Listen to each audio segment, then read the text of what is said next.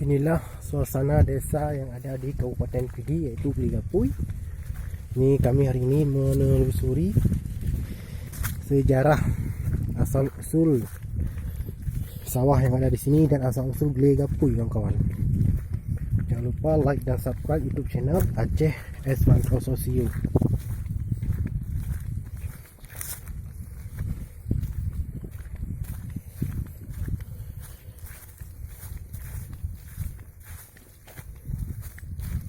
Jangan lupa like dan subscribe di belakang SMA.